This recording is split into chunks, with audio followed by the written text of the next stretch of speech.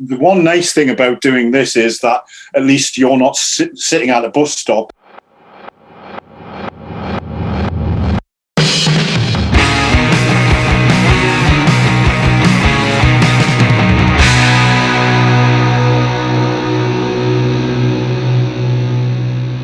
So we're going to talk about the Mahavishnu Orchestra. Yeah. I always like to talk about the Mahavishnu Orchestra. Always. I go up to people at bus stops and say, have you considered letting the Mahavishnu Orchestra into your life? And you know, mostly they haven't. I mean, when I think they're one of those bands that, I mean, they were when I was 15, 16, they were the massive thing for me.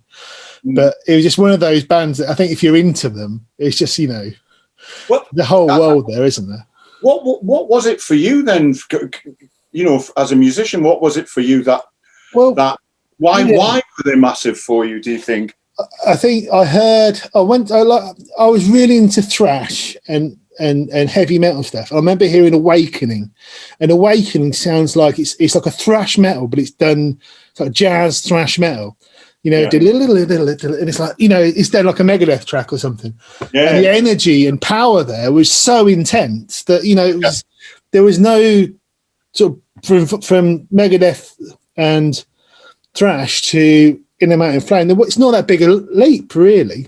Oh, no. And then I had a guitar teacher who I wanted to sort of learn a lot of metal stuff, but he was really into Holdsworth and McLaughlin and the Mahavishnu stuff, and he played me Dancer Maya. I think my third guitar lesson when I was 15, and I didn't get it at all. I just didn't get it. I couldn't get my head around it, but I kept trying because I didn't understand it. But I knew that there was something really going on here, and and he lent me the In the Mountain Flame album, and I didn't really get it. But the more I listened to it, the more it's like there's something here, and then. I just became utterly obsessed with it when I was a little kid. I was, I said to you previously, I think it probably made me unemployable as a musician during the 90s because no one wanted to hear, those chords. It was like, the chord progressions I wanted to do was sort of, the ascendant Mahavishnu chords. Eventually I managed to, get people to listen to my John McLaughlin aping, but eventually that wasn't what people wanted to hear in the 1990s, and they were a very obscure band at the time because access to older music wasn't it's not like now where you can just go onto YouTube and watch a concert at the Mahavishnu. I mean, it just blows my mind that you can do that. In those days it was a mate would give you a tape, or a friend would lend you a vinyl copy of something. And, I remember having Visions of the Emerald Beyond on vinyl when I was a kid. And it's funny music to sort of get into, but I just loved it because there was so much energy and the drumming was proper. It was like really powerhouse drumming. It was like Cobham and Nevada Mark Cobham, they're both phenomenal drummers. God. So, that was, how did you see the legendary 72 TV performance? I did that, and that would be the first time that I would have. I don't think I'd heard of John McLaughlin before that, and it was that was a bit of a revelation, really. The music was incredibly powerful, and it seemed to be just somehow unannounced. It's so long now, I can't remember how I came to see that program. In my head, and this may not be true, in my head, there I was sitting in front of the television in 1972, and this thing came on, sort of relatively late at night, and kind of, what the hell is this? There's no context for it, is there, really? I mean, but that's a good point because I don't remember the context. I used to read the Melody Maker and the NME, but mostly the Melody Maker. So I'm guessing the Melody Maker would have definitely had stuff in it about John McLaughlin. I suppose, actually, I tell you, I've just remembered something. My sister had a copy of Jack Bruce's Things We Like, which has got John Heisman on drums, I think, and of course John McLaughlin is on guitar. So I would have heard of John McLaughlin, but I it would have just been in the same way that I've probably heard of, I don't know, whoever it is, It wasn't a kind of a major factor in my life. But seeing that television program, and then I kind of fairly close to that, I think, was I think In a Mounting Flame might have already been out. I think that was already released, but very quickly after that, according to the BBC notes, it was broadcast in September '72. So I'm guessing, I don't know, but I'm guessing I bought In a Mounting Flame very quickly after that. And there was that astonishing image of McLaughlin with short hair, looking a bit like a sort of a geography teacher or something. A coat. They look like a coat, don't they? And with that Gibson double neck. That was like, whoa, that was serious stuff. Not messing about here. No. I think I'd seen, I might be wrong about this because, memory lies to you after a period of time. But I think I'd seen Led Zeppelin by then, and I'm pretty sure Jimmy Page had one, like double neck thing. But anyway, whatever.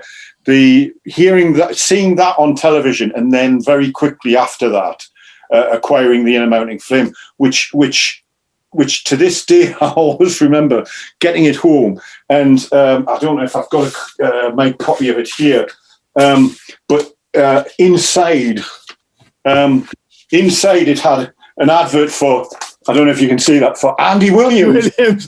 Pick up your Andy Williams, you John McLaughlin Mahavishnu Orchestra. Yeah, kind of like all of the Andy Williams albums, Andy Williams, the hit maker. Now, actually, I didn't mind Andy Williams, and I still don't. I still quite like that. But the team up between the Mahavishnu Orchestra and Andy Williams, it's just like it should have happened, So getting that album was a pretty mind-blowing experience, Well, yeah, I mean, just the energy. I think that energy that you talked about. So you were how old? 15? Did you say? Yeah, I would have about 15, 16. Cause so I would have been about the same age back in 1972. I think they're a good band for young people. Boys. Yeah, it's like. I think that why that album worked for me, so why it had such a profound effect on me was it was definitely something to do with the acceleration within the music. It just like motored away, and even when it was a slow track, it still somehow had a real energy to it and a real momentum, even if it was a slow track. And even an acoustic track, there's one acoustic track on it, on that album. And even that, I don't think I'd heard anybody play the acoustic guitar at that kind of speed, And I think it's, there's an argument, isn't there, which says, just because it's fast doesn't mean it's good. And that's true, of course. Yeah, true, of course. But it's intensity, not just speed. It's intensity. There's a aggression to the playing and a passion. That's and watching the live footage. I mean, bloody hell! I can't even imagine seeing that because the intensity of the playing is. No wonder they couldn't hold that line up together for long. No, I think that's absolutely right. I think why that album. That band, famously, only does really two studio albums released at the time, although there was a third one which was not released at the time. But you're right, the energy required to get that band moving was phenomenal. And And it comes at a price, you know. You kind of, I think the other aspect to it, which at the time I had no inkling of, you know, the other aspect of it is the way the business deal was done for the Mahavishnu Orchestra. The Mahavishnu Orchestra never had a record contract. It was John McLaughlin who had the record contract. And so I think that's always going to be a source of rancor. And of course, the other sort of aspect to it, which we know after the event, is, you know, if you're trying to write a piece of music and you're trying to get your music into the, you know, it's the old George Harrison problem, you know. George Harrison's writing all these songs, but he can't get them past Lennon and McCartney because they're writing all these other songs, you know. And so that leads to a sort of a dissatisfaction. And that's probably ultimately, well, you know, that was certainly one of the contributing factors of the band splitting up. But back in 71, 72, I don't think there was anything to touch that band. And I was lucky enough to see them in 73. And they were really good. I was really not prepared for, even though I knew this album backwards, but I just wasn't prepared for what that sounds like when you're in the room. You know, was it incredibly loud? Do you know what? My memory of it is that it wasn't incredibly loud. It was, I mean, you know, all concerts at the time, you know, are loud. You know, you feel it in your chest, you know. But it wasn't any louder than, you know, I don't know, Uriah Heep or someone. That somewhat more intense than the Heep. Yeah, and I think you've got all those top end. You've got all that top end with the violin and in a sense the part of the keyboard textures. But they were, you know, they were incredibly exciting, and it's sort of still seems like a minor miracle that a band that, you know, didn't have a light show, didn't have any kind of show at all. The show was that they didn't have a show. The five best musicians you could possibly, you know, in that context, and that the chemistry between them, and I think that's one of the other things, just to quickly flag up, the notion that you weren't just there. I'm obviously only speaking for myself and a couple of my mates, but you weren't just there to sit back and be impressed, you know. There was a sense back then, and it sounds ridiculous to talk in these terms in 2021, but there was a sense that you were somehow communing with the band, that there was a reciprocal thing happening. But didn't they used to come on and demand like a minute's silence? So it needs to be that oms. But they're an intensely, there's a spiritual thing. There's something about that band when they get going, those chord progressions. Even just think about the hairs on my arm go up to thinking about those chords and those, because I think a lot of people when they hear them, they think it's all about the flash playing, which is part of it. But the compositions were so, you know, those chord progressions were just so unusual. I mean, and since you don't hear those sort of chords very often, do you? Those ascending things and. There's a couple of thoughts about the Mahavishnu which I have, which are not necessarily always that popular. So when I saw them in '73, it was the In a Mounting Flame lineup with the 5 original musicians, but I think the album that was out at the time was Birds of Fire. And Birds of Fire, you know, sold gazillions and is generally regarded as, most people when they think of the Mahavishnu Orchestra or talk about, you know, how brilliant they are or whatever, they point to Birds of Fire. For me, I was slightly disappointed by Birds of Fire at the time, even. And the reason for that, very quickly, was within a Mounting Flame, there's this barely tamed beast, kind of just like roaring through the music.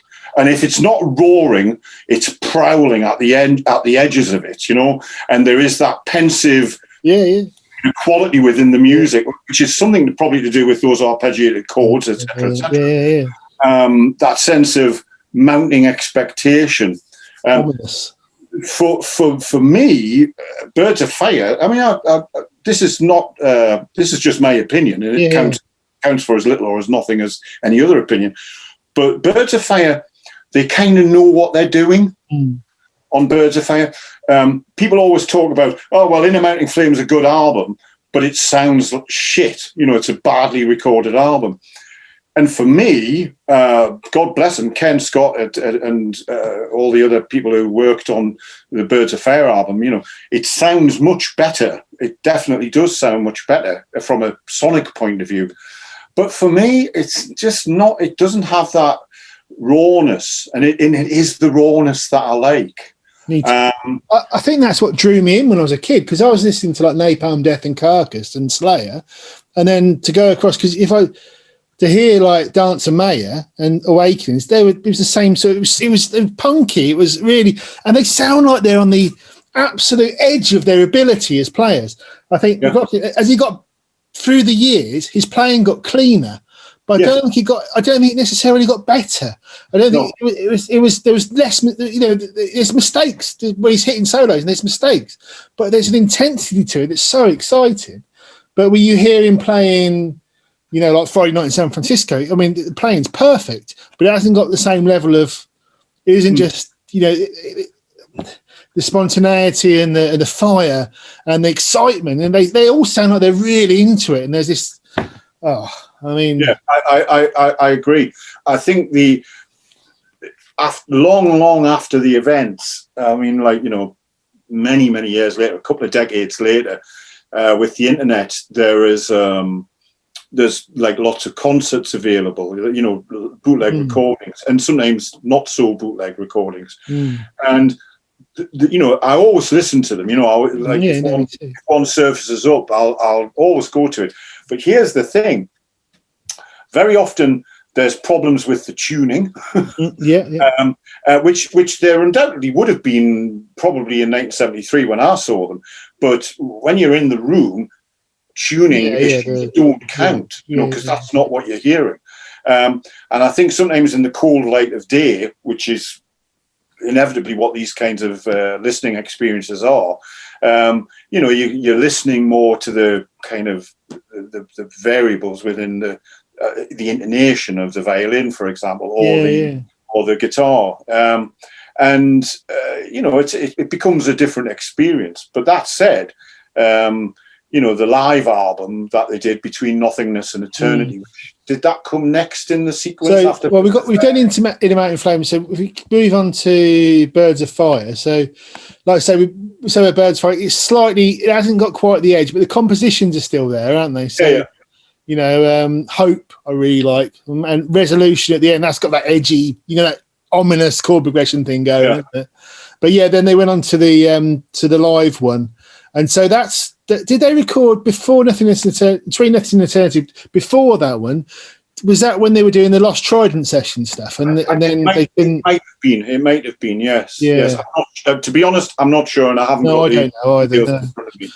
But there's material on some of the material on the Lost Trident sessions is on Between Nothingness and Eternity. Yeah, for sure. Yeah. Like trilogy, and I mean. And that's got an intensity. I mean, that is the recording of that's not great, is it? What the live album or the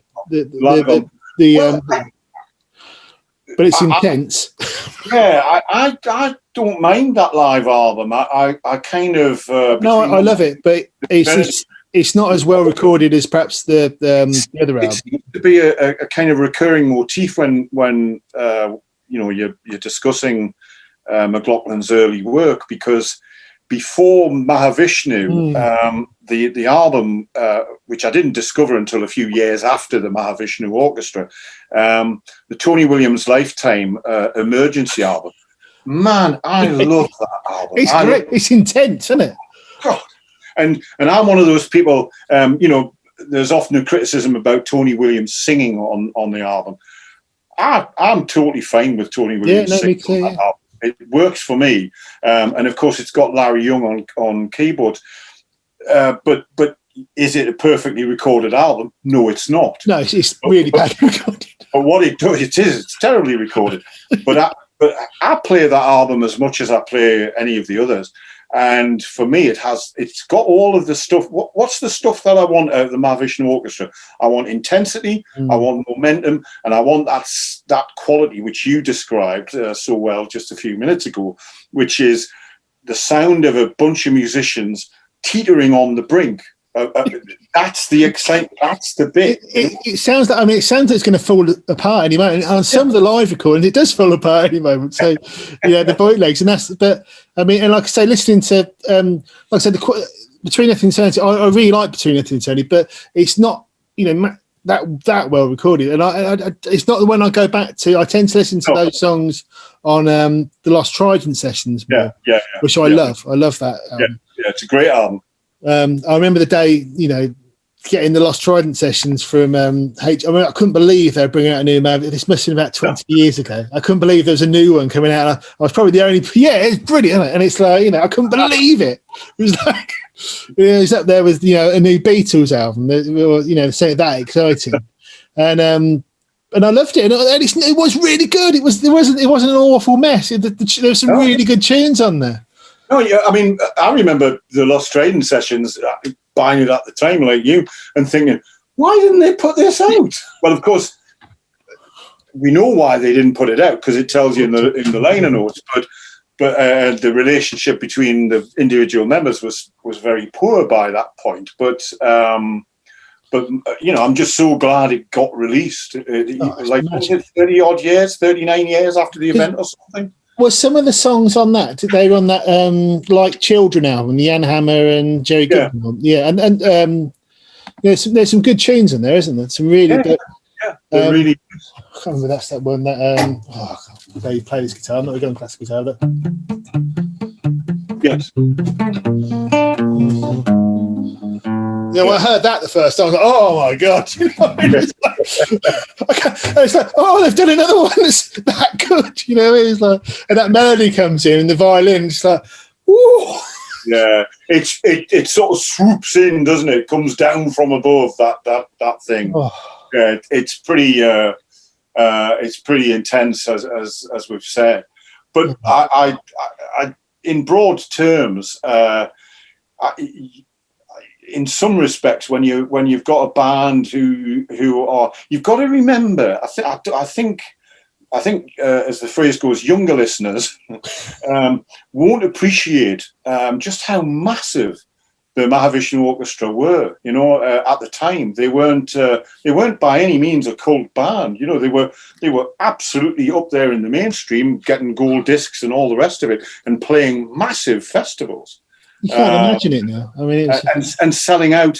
When they came to Newcastle in 1973, Newcastle City Hall holds 2,000 people or thereabouts. It was sold out.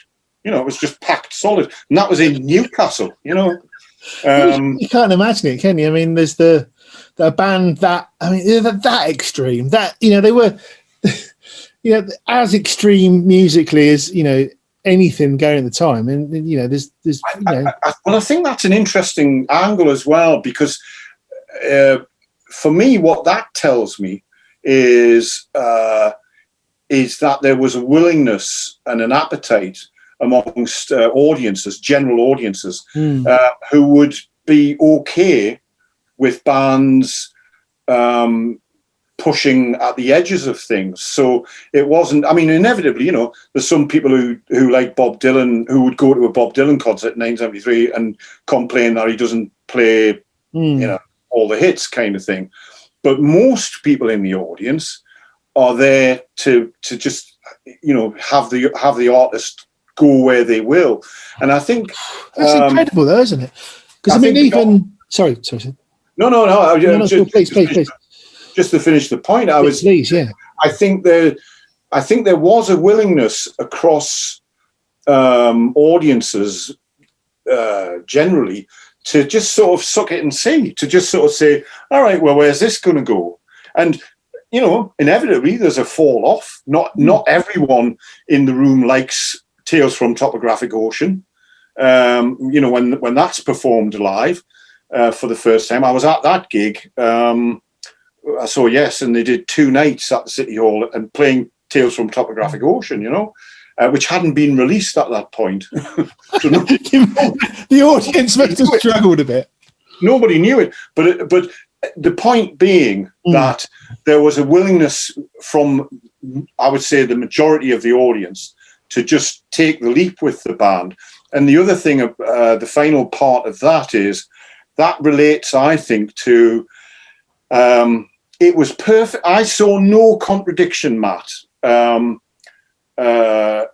in going to see King Crimson, Roxy Music, Mott the Hoople, Deep Purple. Who else did I see in 1973? Mahavishnu Orchestra, etc., etc., etc. You know, very different musics. You can't. What have you gigs? You know, they're all very different. You know, Wishbone Ash, Uriah Heep, you know, they all play a very different kind of music. But the point for me at the time was that we weren't segmented, and we weren't kind of. Yes, there were some bands that you like more than others, but broadly speaking, if it's a rock band, roughly, let's go and see it. It'll be fun, you know. So, would you say that generally speaking, the audience at a Mott gig, or would be similar to a Mahavishnu gig? Similar to the crowd. I think there'd be some crossover. The extent of it, you know, you could argue about, but for sure there'd be. The people, you know, because you would see people at gigs, you know, and you go to. I remember seeing Can at the City Hall, and that was half empty, you know. But here's the thing: they were on the same bill as UFO. You know, that's a mad combination. But actually, we didn't bat an eyelid, and it seemed okay. You know, nobody sort of said, "Well, that's a strange combination." And surely for Can, what you need is some, you need to put Henry Cow on the bill. Yeah. And at the time, I also recall seeing Captain Beefheart with Henry Cow as the support act. You know, so, but that was all right. You know, it was just, you know, yeah, let's have it. Let's have at it. Because I find that, you know, a lot of progressive audiences now, if you were to say put the Mahavishnu Orchestra in front of a crowd that are used to sort of contemporary progressive rock, I think they might find it somewhat shocking. I think there'd be somewhat, if it was someone who's going to see, say, a sort of neo progressive rock band or one of the sort of those sort of prog bands around now, you put a In the Mountain Flame era Mahavishnu on, and then it was. But I think one of the things about Mahavishnu, there is such an intensity to the playing. It is. You know, it's a spectacle, isn't it? It's an incredible thing to see. For sure. And it's really musical. I mean, it's really, really, however deep you dig into it, you know, however much you want to analyse it, and however deep you go, the deeper you go, the more you learn.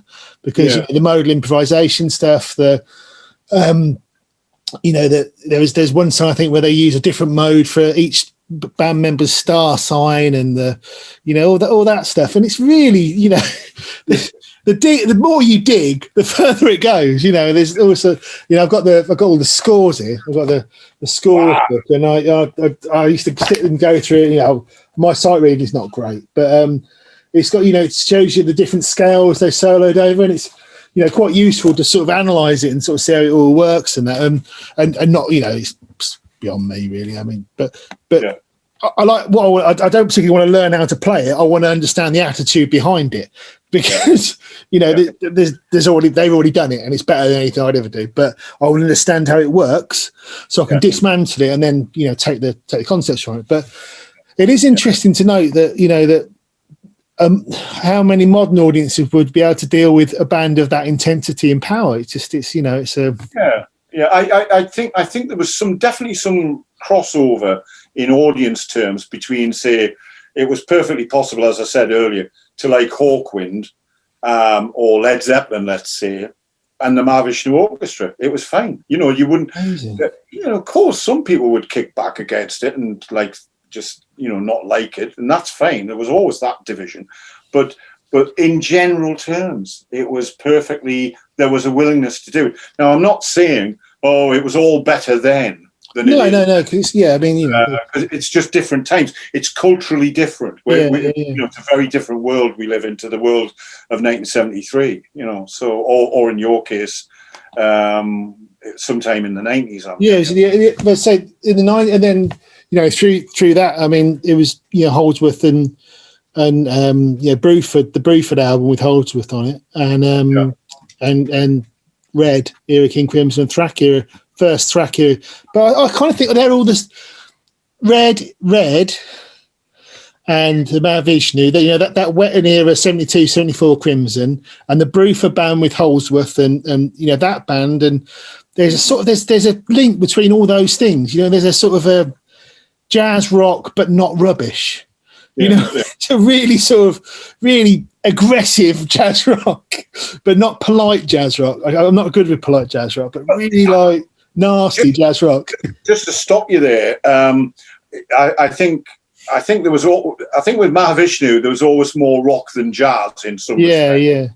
Actually, or rather, it was rock played with a jazz sensibility, perhaps. Definitely. But I don't think anybody could accuse, say, Billy Cobham, shirking when it comes to, kind of providing that direct energy. I would say at the time, bands that I liked who caught my ear at the time, so back in 73, 74, 75 kind of era, Mahavishnu were a jazz rock band and were said to be a jazz rock band. And there were other bands like in England. So there were bands like Return to Forever and Weather Report. But in England, there was also bands such as there's a great little band called Isotope. Don't know that. And they had a guitarist, Gary Boyle. And he would often be saddled with, kind of Britain's answer to John McLaughlin, because he could play fast. And but bands like that were great, they were really good bands. And I would urge anybody who's a fan of the Mahavishnu Orchestra to listen to those 3 albums that Isotope did, and also try and just suspend the kind of thing of thinking, all right, so this guy's ripping off McLaughlin, because I don't think he is. No. But McLaughlin cast a pretty big shadow, so it inevitably any band with a guitar. There was another jazz rock band which people don't remember these days, and they were a cracking little band called Zebra, and they had a guitarist who was 19 years old at the time, a guy called Steve Bird, and that band were a kind of quasi-African. There was a bit of there was a couple of guys from If, and there was a couple of guys from Osibisa, and it was it was a bit of a kind of Afro jazz rock fusion kind of vibe going on. But again, they, as I say, you could hear, if you like, the shadow of McLaughlin, just to mix me metaphors. Anybody who was playing guitar back in the 70s couldn't fail to notice John McLaughlin. It's just one of those. It's a bit like a bit later in the 70s. If you played bass, there's a point at which everybody plays bass, and then everybody plays bass like Jaco Pastorius. There's a dividing line before and after Jaco Pastorius. There is like Robert Fripp, John McLaughlin, Alan Holdsworth. There's these people who have sort of gone. They've got their own vocabulary, and they widen things up a bit. You know what I mean? Robert Fripp with the whole tone scale, McLaughlin with the superloquian and all the modal stuff, and then but it was then Holdsworth with that insane thing he did with the legato thing as well. Just very, very quickly on Holdsworth. I saw first time I saw Holdsworth, it was with I was at a musicians union workshop in 1974 or 1975. I used to play bass, and so I went to this musicians union workshop, and it was run by Soft Machine. And Alan Holdsworth, I don't think he was formally a member of Soft Machine at that point, or he may have been, I can't remember. But But anyway, ended up remarkably standing in a room with these people, you know, who were my absolute heroes. Yeah, you know? amazing. Yeah. You know, I couldn't play bass to save my life, but there I was. So seeing Holdsworth in concert was just, what the fuck is going on? So here's the thing. So fast forward to 2014, and I was in New York with King Crimson, and King Crimson played the show. And afterwards, we literally ran on foot. There was 2 or 3 of us from the band. We ran on foot to the Iridium Jazz Club where Holdsworth was playing. Wow! And and I remember sort of just stood standing there at the back of the room. It's a tiny room, really small room. And Holdsworth was playing this stuff, and I just had no idea how this music was being done.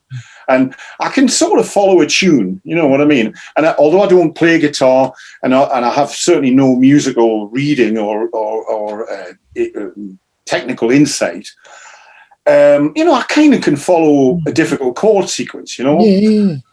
But man, Holdsworth.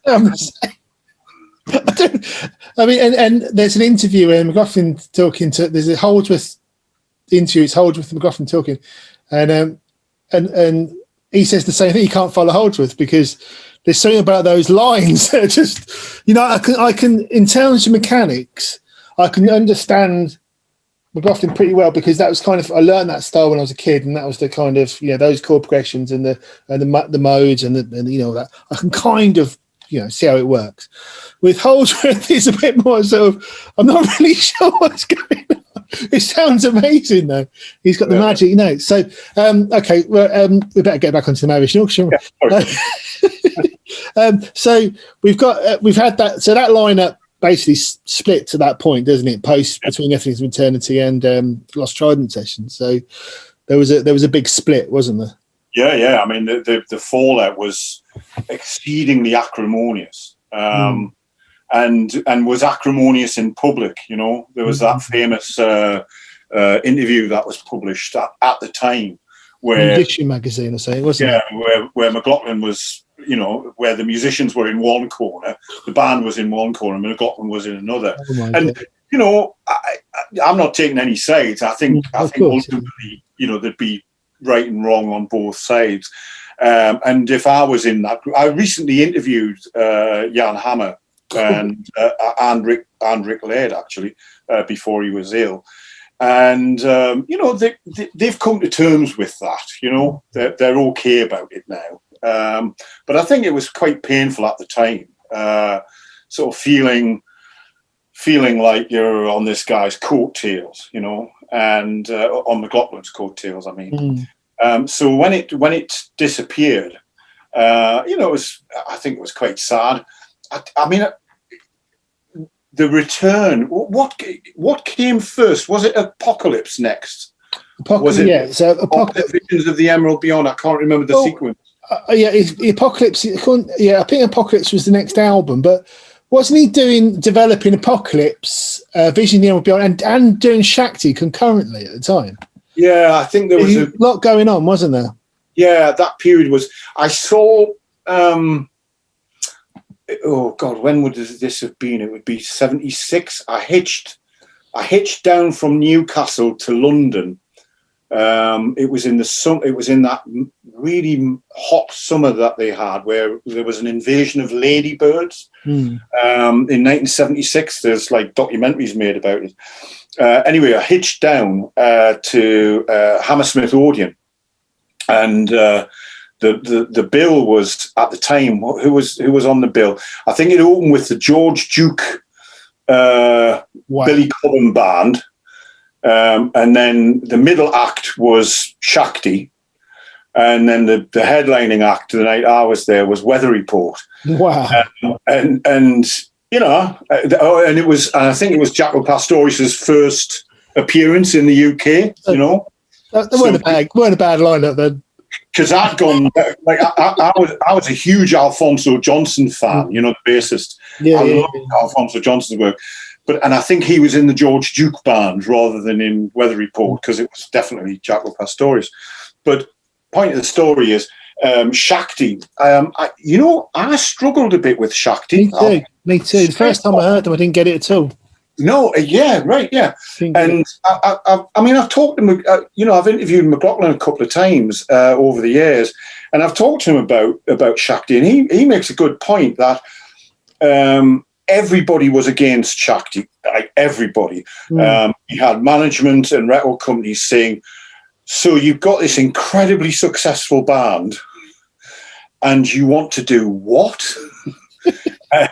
And he said it was the pressure that he felt at the time to just drop Shakti and don't do that kind of stuff, and just do more of the big stuff.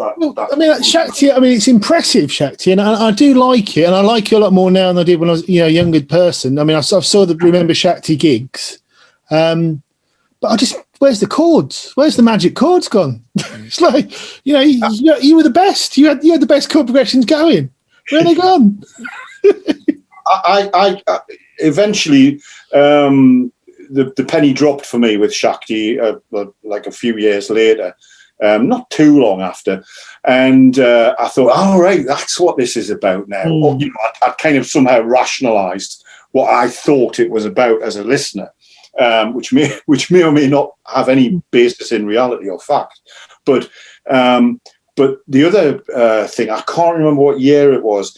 The next lineup that I saw, the Mahavishnu Orchestra, was the Visions of the Emerald Beyond, and for me, I never had Apocalypse when it came out. I didn't have that album. Either I was daunted by it, or I just didn't have the money that week, or something like that. But a pal of mine had it, So I remember hearing it. But at the time, I found it a little bit, the orchestral stuff. I wasn't sure about it. But the one thing I was sure about was the moment I heard the needle go down on Eternity's Breath, side one, first track, side one. Man, I was like, whoa.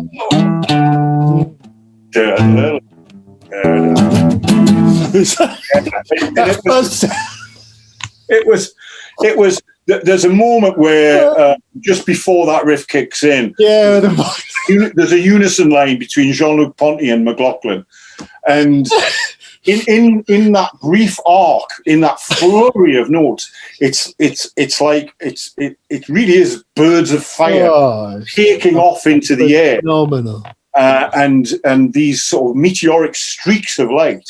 And there's ascending violin parts as it builds up and builds up. It's like, the hairs on my arm. But just as it, it just goes up and goes. Just fantastic. Well, we saw them. So the other part that really we're still in the first minute of the first track on side one. The next bit that sort of like blew me away is when Michael Walden comes in. What a drummer! I mean, it was when I saw him live. So I saw that band live. They came to the Newcastle City Hall again, and they had a little string section, 2 or 3 people on strings and a couple of guys doubling on horns, I think, and the band. But when I saw Michael Walden, I was like, I don't know what I was expecting after Billy Cobham, At the earlier Mahavishnu gig, I'd gone behind stage like we always did at the time to get autographs and things. And I remember shaking Billy Cobham's hand. And the thing that struck me about Billy Cobham was just all this muscle. And so I don't know. When I was expecting Michael Walden to be kind of like that. And big, and all the rest of it. And he was that big. He was tiny. You could have picked him up and put him in your top. He was tiny. What an amazing drummer. Oh my man, what came out from behind that kit was just, I literally probably was sat there going with me jaw down. And listening to that album, I think it's one of those rare albums, I think it for me, you know how we talked about the difference in rawness between In a Mounting Flame and Birds of Fire. And I was saying that I find Birds of Fire just a little bit tame. Yeah, yeah, understand. Or smoother. I don't mean no, I know. I just mean slightly more rounded and more considered, if you like. And I'm not saying that's a bad thing. I'm just I mean, just different. The contrast from this spiky thing, where if you're not careful, you'll cut your hand handling it. You know. And I think what Visions of the Emerald Beyond does is, for me, it has all of the benefits of that fearsome angularity and fire and intensity, but it also sounds good as well. You know, for me, it marries that requirement. You know, in a way, for me personally, and I accept this is just me personally, in a way that Birds of Fire didn't. You know, for Visions of the Emerald Beyond kind of had all of those qualities that I loved about the first Mahavishnu Orchestra album, and it's one of those albums I still play it. You know, me too. I listen to it all the time. I mean, it's one of those. I think I've kind of, you know, I can. It's a bit like the Beatles or King Crimson Red and stuff like that. I can hear those albums. I don't necessarily need to play them a lot because I've got them stored in my memory. Because I just when I was you know, my teens and 20s, I just listened to it so much and so obsessively. Yeah. You know, I do still listen to them sometimes, but it's, you know, they're part of my musical, you know, without thinking about it. I love it so much. It's just I bought Visions of the Emerald Beyond when it came out, and but I lost my copy of it years ago, you know, and I found this replacement copy, not, you know, I don't know, probably 10 years ago or something. But what I didn't know, because I'm not like an obsessive record collector or anything. No. The original UK version was like a single sleeve version. What I was amazed at was that this had a gatefold. Oh my God! Never seen that before. No, I can't remember where I picked it up. That's so cool. I was leafing through the box, and it kind of, what I thought, Matt, was when I saw it like that, I thought the lining had come away. Yeah. You know? And I thought, oh, well, I'm buying that because I haven't got a vinyl copy of it. Yeah. But when I got it, when I opened it up and saw it was a gatefold. I've never seen that. My version of it's the single, the normal version. Yeah, I haven't got any. I've never seen the gatefold before. That's so cool. I mean, I generally don't obsess about but on vinyl, but I had to have it. You know, it's not. I mean, you know, that's a really big record for me. Vision of the Emerald Beyond. I mean, because it's like a Sabbath riff at the start. It's like goes really like he was really, for a jazz guy, he was really locked into what was going on in rock, wasn't he? Yeah, absolutely. I think McLaughlin in the 70s, he had a particular tone which had so much bite to it. And he was able to kind of have that,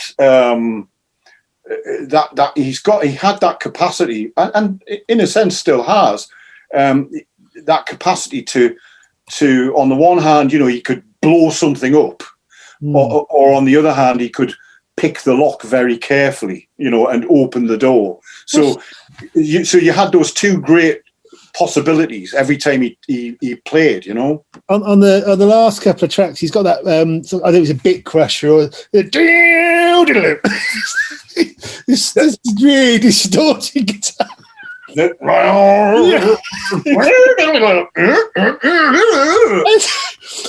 love it. But I'm so glad you mentioned that track. I can't remember what any of these tracks are called, but that last couple of tracks on side 2, the closing side, man, when that there's a great moment where Ralph Armstrong does that super fast riff, and the Wallen's to the dozen, and you've got McLaughlin, all this dissonant kind of, and then the thing that really gets me is underneath, as it's pounding along, you get these orchestral textures coming through, and then eventually it all just fades away, and you're left with this white hot piece of guitar work. Amazing. And that's maybe the other thing that we haven't directly mentioned in our discussion about the Mahavishnu Orchestra is drama. You know, McLaughlin understands the architecture of drama. He and it's something I think he understands very well. Stuff like that doesn't happen by accident. You know, no. It's built in. Dynamics is you know, it's all about, like I say, Apocalypse is the other, you know, Visions. The one me and my friends are utterly obsessed with is Visions of Naked Sword. When the drums come in on that, yeah, and it's just that boom, yeah, and then he did a very similar drum roll on that Robert Fripp Breathless track. Yes. It's very distinctive drumming, and it's some of my favourite drumming ever because it's like, you know. But yeah, Vision is a Naked Sword. Where's that cello part, and then the drums come, and it's like, oh my god! And you know, didn't George Martin say it's one of the best albums he ever worked on? Yeah. He cites it as you know, a pinnacle of his career. You know, That's I mean, unbelievable. And you can kind of understand why. And I think there's always when musicians, primarily rock musicians, although I think you could argue that McLaughlin isn't a rock musician per se, but generally when you have, it's different now. Nobody really bats an eyelid when the guitarist out of Radiohead decides he's going to do a kind of a quasi-classical or a straightforward contemporary classical piece of music, and that's a good position to be in. I think back then, you know, there was always a little bit of trepidation about when a rock musician sort of announced, "I've written a symphony." You know, it's kind of like, you know, you're backing up slowly to the doors. Oh, have you? I'm sorry, I'm just going to go because I wanted back on planet Earth. You know, and I think sometimes that's inevitably people sort of, it's like there's an unwritten thing which is rock musicians doing classical kind of crossovers. The underlying thing there from the critical world is stay in your lane, don't do this thing, and sometimes they've got a point, but actually I think Apocalypse works quite well, and I think the writing is quite nicely integrated. I once interviewed Mike Gibbs, who did some of the arrangements. Oh wow! And you know, he regarded it as a real bona fide piece of work. You know, I mean, and so I think McLaughlin got lucky with that one, because I think it could have gone very badly for him.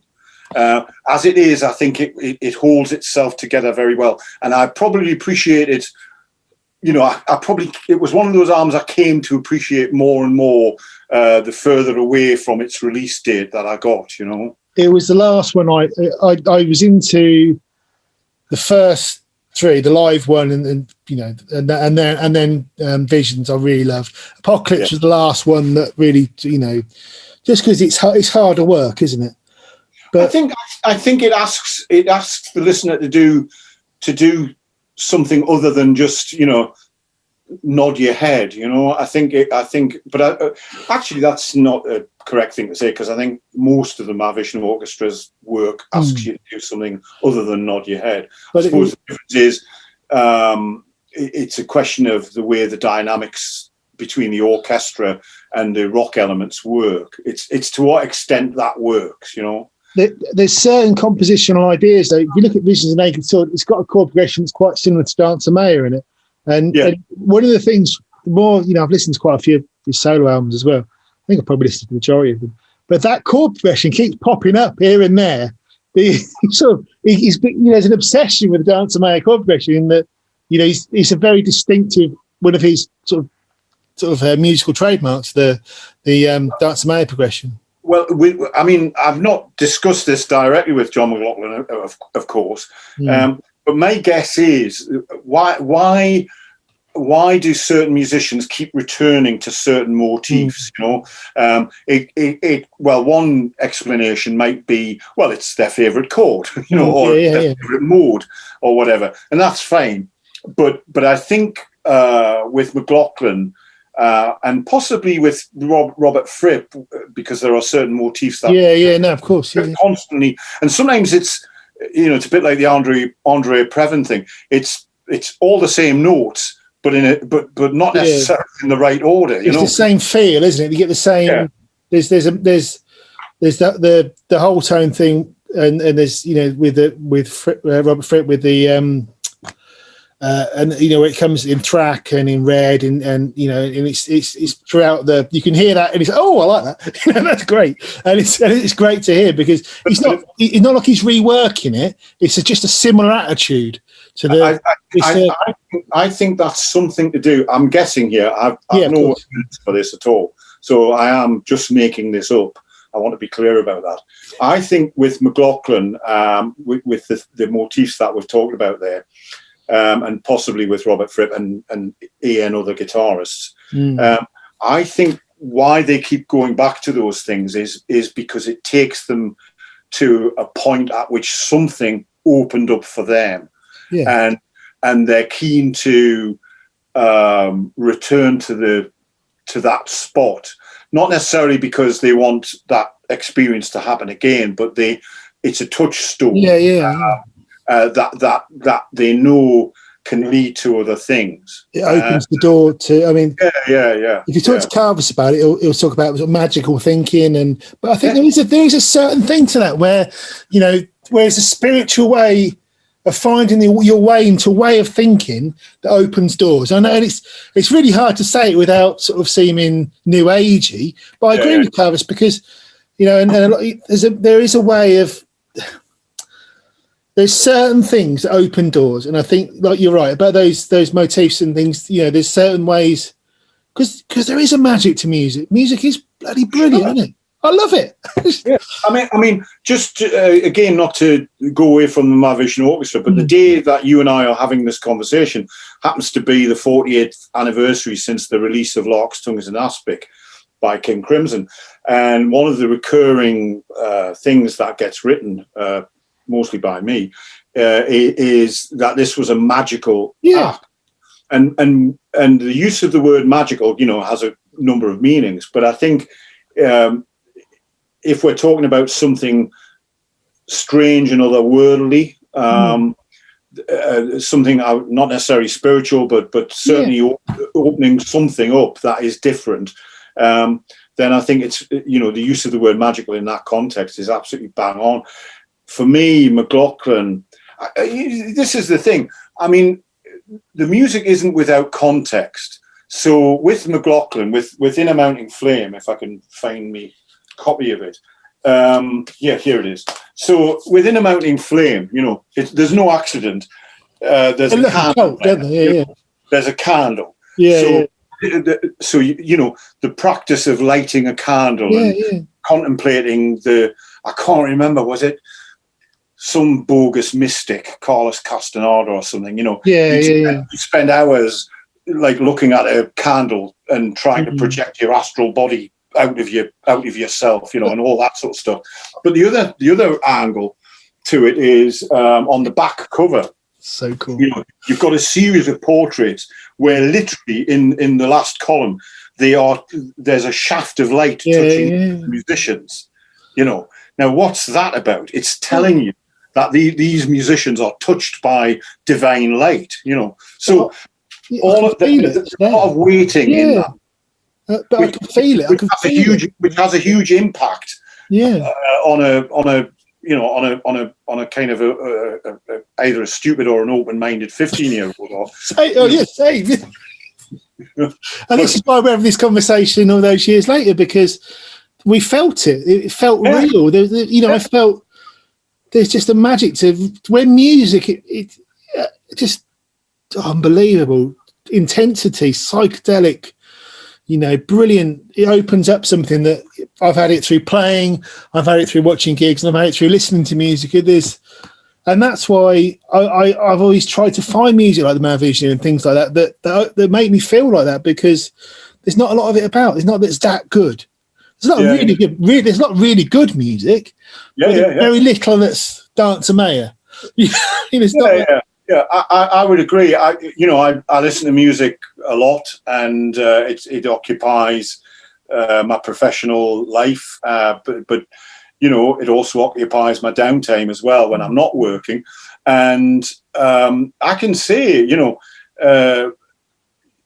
not everything has that quality. It can be very good. Yeah, It can be exceptionally good, and it can be very fine. But there are only a small number of pieces of music, bands that or albums which have that quality to it, which make you go, which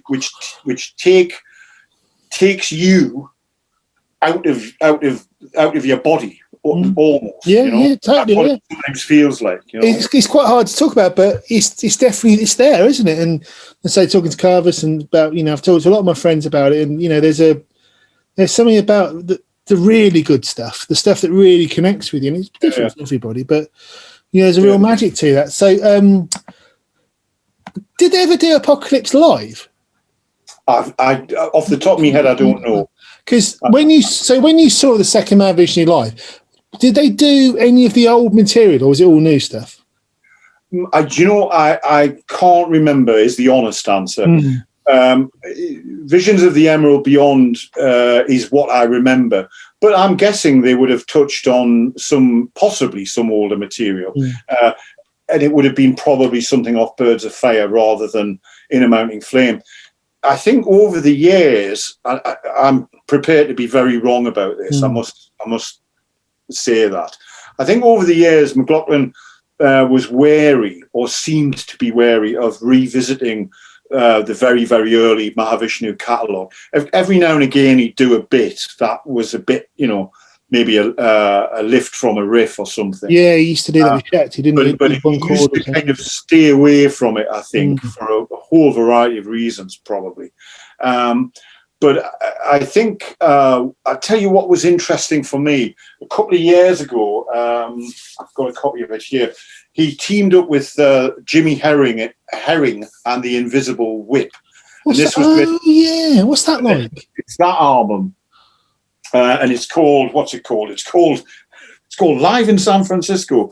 Now, what interests me about that album was hearing. So you've effectively got two quartets, or maybe a sort of slightly augmented quartet, because I think there's also a violinist in it as well. And what's interesting about this is that McLaughlin, this was recorded 2017, and so McLaughlin is revisiting the Inner Mounting Flame material, and there's two quick things about it. One is the tempos. You remember at the start of the conversation we were talking about discovering or via the internet hearing live concerts from 71, 72, kind of thing, and everything's like 100 miles an hour. What's interesting about this is that the tempos are way down. Okay. Now there's a couple of reasons for that. Probably one is, it's a man in his 70s, or in his very late 60s, early 70s, and you can't expect McLaughlin to play at the velocity that he used to be able to play at. But here's the thing: it doesn't sound like somebody coasting, and actually, the music benefits from it. The slower tempo, you can hear the composition much more clearly and much more nuanced than probably you could back in 1973, because it was largely a blur, going past. Whereas on this album, it's kind of going past you at a slower tempo, and it kind of works very well. The soloing, I think, is pretty good. Is it as thrilling and as exciting as it was in 1973? What I would say is it's different, and it's a different experience, but it feels genuine, and it doesn't feel like you're watching a bunch of guys, or McLaughlin in this instance, kind of resting on their laurels. It kind of works. Now, I haven't always necessarily liked the tone, the sound that McLaughlin used in the 80s and 90s. I think synthesizers are always a double-edged, synthesized tones effects are also a double-edged thing. But man, this sounds great, and I would urge anybody who hasn't heard this album to check it out, because it sounds pretty good to me. You know, I think one of the point you made about the guitar sound he's had in the last, well, you know, certainly the last 30 years or so. I've never been a massive fan of his recent guitar sound. It just sounds so polite, and it's weird hearing him play with the tremolo arms. He never played with the tremolo arm in the 70s stuff. You know, he's doing a lot of tremolo arm slurring sounds, which is a bit sort of, but he's an evolving musician. What right have I got to? My expectations are completely irrelevant. You know, the gentleman has done more for music than I ever will, so I just need to shut up and listen. But to be honest, he had a trio in the 90s, which I was lucky enough to see, and they released one album live at the Royal Festival Hall, I think it was. Oh, the Trilot Gertu. Yeah, man. Yeah, I've heard that. That's good.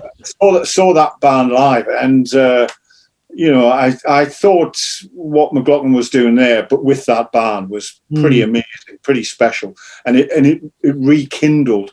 That's what it did, Matt. That album rekindled my passion for McLaughlin. I'd kind of drifted away from him a bit. Yeah, and there was a bunch of albums that I wasn't, familiar with, and I wasn't necessarily keen on the guitar tone. It was weird because he went more towards he went away from rock music, basically. He went more jazz. Yeah, also, yeah.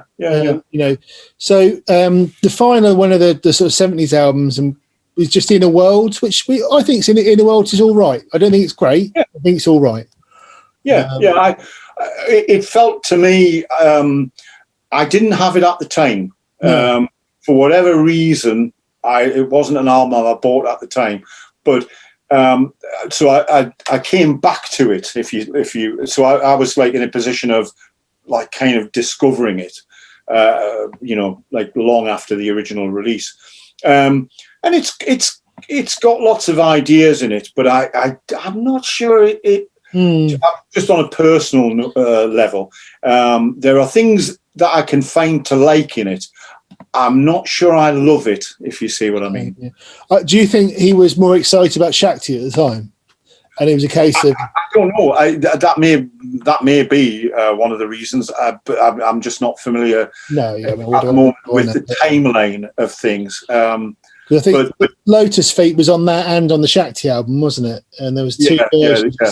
And I remember there was a sort of, I think like I said, I don't stick Shakti on a lot, but I mean, there's one album they did I really like. But you could see that, his focus was moving away from rock music and loud guitars into the linear. And I do really like Shakti, but it's not the, I like the chords. I like those chords. Those chords are just. I think at the as I say, I saw Shakti at the time, and it was very impressive. It's hugely impressive. But I think it wasn't until many years later that I developed the taste for it, if you see what I mean. And so now I'm perfectly happy with Shakti stuff, and I'm I'll play it as much as anything.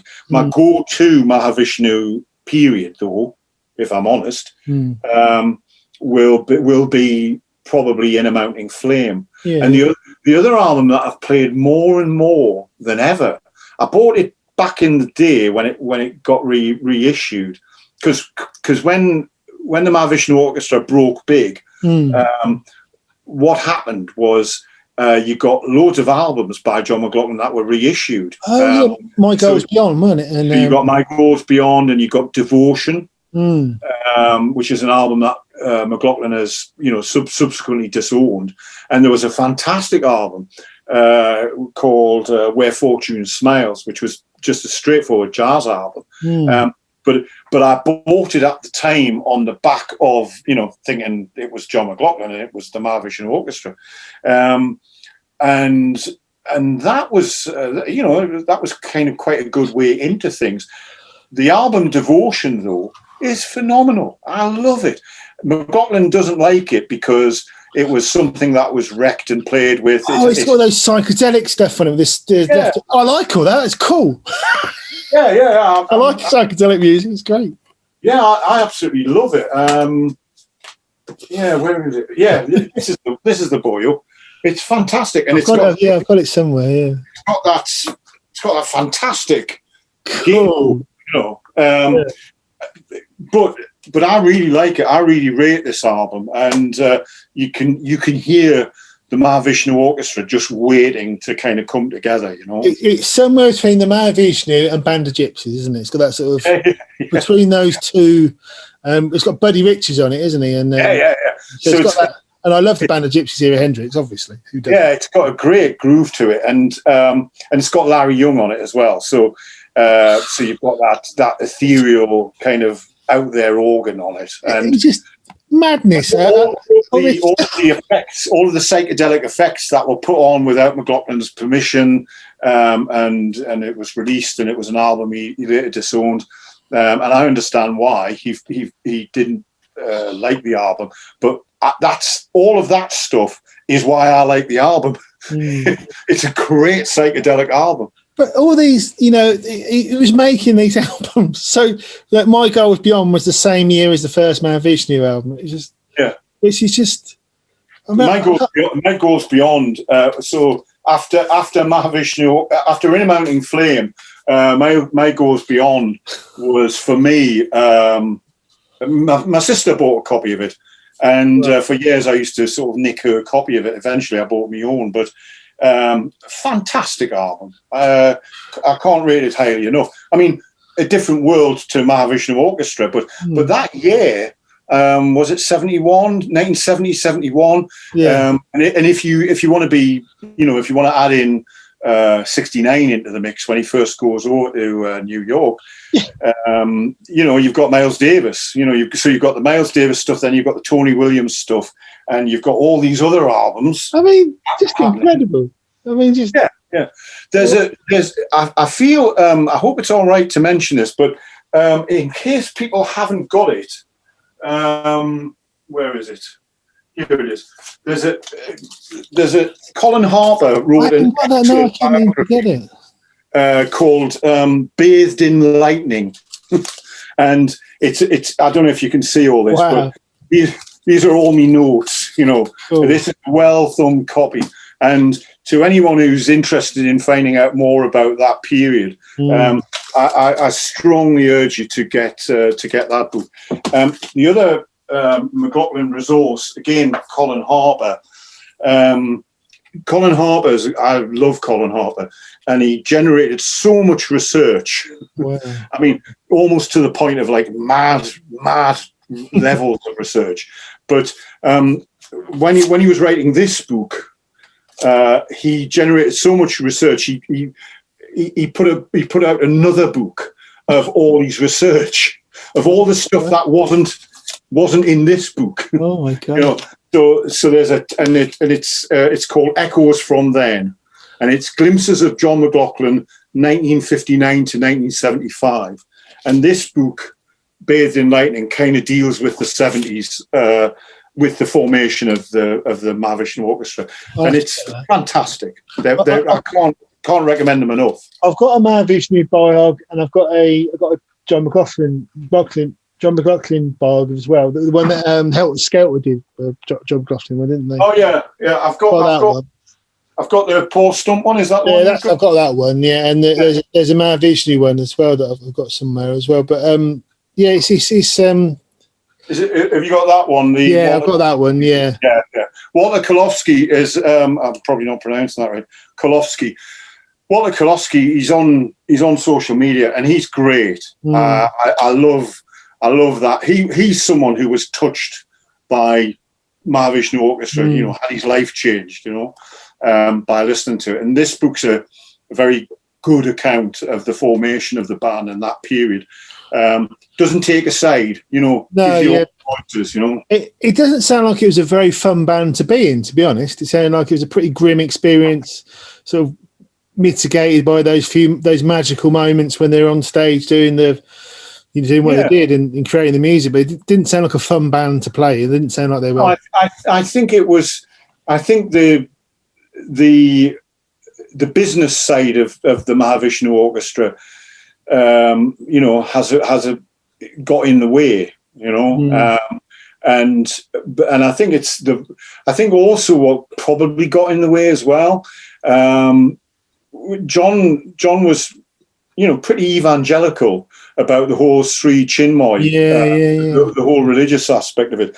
So, there's that thing of like, everybody's wearing white and we're all meant to be spiritual and, kind of very quiet and nodding our heads. And I think, some members of the band just, didn't buy it, and didn't want to buy it. And also, I think, felt a certain degree of, hypocrisy is probably not quite the right word, but unease with the concept.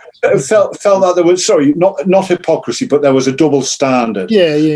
So on the one hand, John McLaughlin is saying, peace and love and all the rest of it, and that's all good. But on the other hand, he's saying, or his management are saying, you are only getting this percent, and your contribution is not going to be recognised in the way that you think your contribution should be either recognised or remunerated. And that's always going to be death to a band. It's kind of very famous. Robert Fripp's line about bands is the way you kind of stop that from happening is basically everybody gets the same money, regardless, So, and on the occasions when that hasn't happened, it's always gone wrong, and that's probably true of all bands. There's always a point at which, this may not be said explicitly, but within the dynamic of any band, there's always going to be a point for example, like a standard rock band that has a lead singer. There's always going to be a point at which the lead singer gets more exposure than the drummer does, or the bass player does, or whoever it is. There's also the other aspect of a band.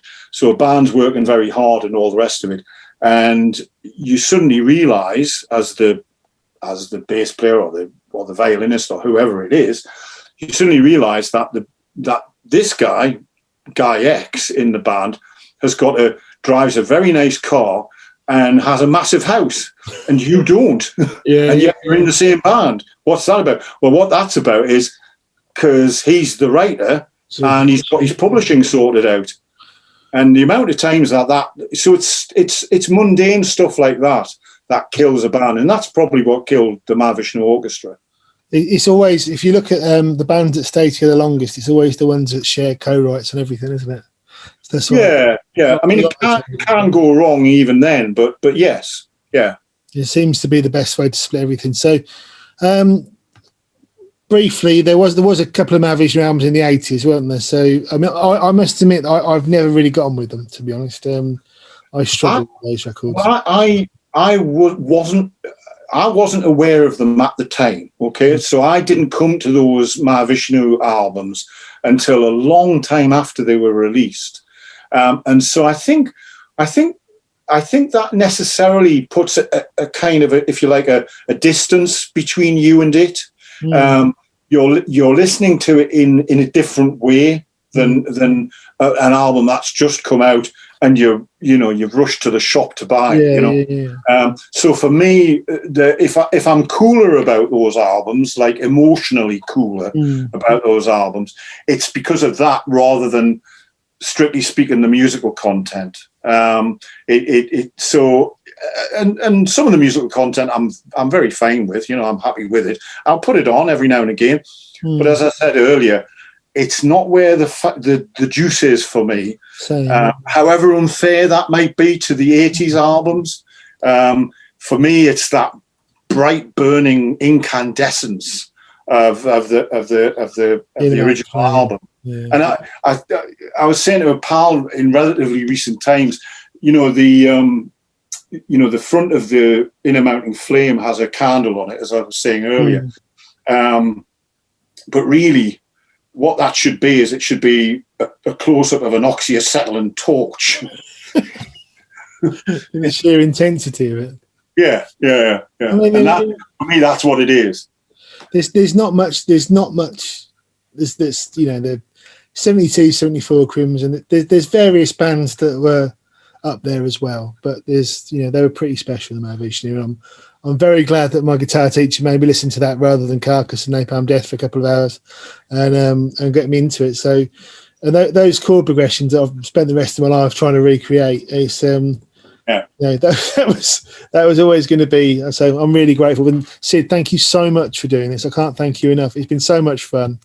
The one nice thing about doing this is that at least you're not sitting at a bus stop and I'm not accosting you out of the blue. You've arranged to have this conversation. So can I share the words of John McLaughlin with you?